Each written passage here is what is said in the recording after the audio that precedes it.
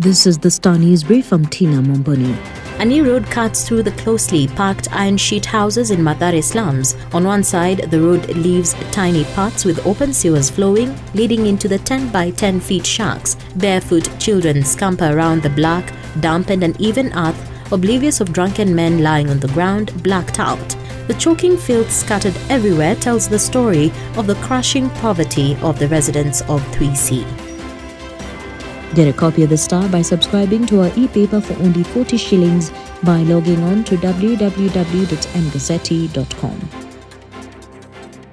A planned weekend meeting by Luhya MPs from both Azimio and Kenya Kwanza aborted over what some insiders claim was the involvement of State House. Officially, the meeting was meant to rally the community behind one of their own, former MP Justus Kizito, for the East Africa Legislative Assembly job. However, some felt the meeting was also being organized to give President William Ruto a platform to snatch Azimio MPs from opposition chief Raila Odinga.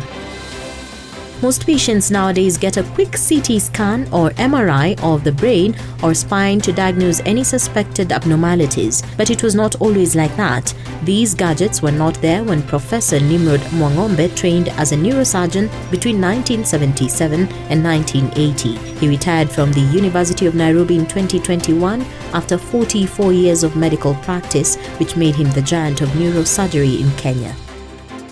The Council of Governors could be headed for a bitter clash with the National Treasury over alleged slashing of 7 billion shillings grants for the counties. COG Vice Chairman Ahmed Abdullahi of Wajir and the Council's Finance Committee Chairman Fernandez Barasa made the revelations before a Senate committee as they demanded the release of the fund. The county bosses had been invited to give their views on the county government's additional allocations bill, which allocates various conditional and unconditional grants to devolved units.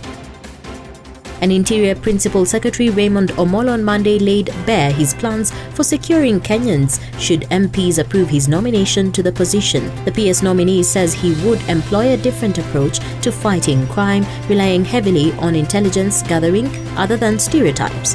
While assuring he'd serve with impartiality, Omolo, who is President William Ruto's new power man taking over from Karanja Kibicho, said there was a need for a proper understanding of crime. Get a copy of the Star by subscribing to our e-paper for only 40 shillings by logging on to www.mgazzetti.com.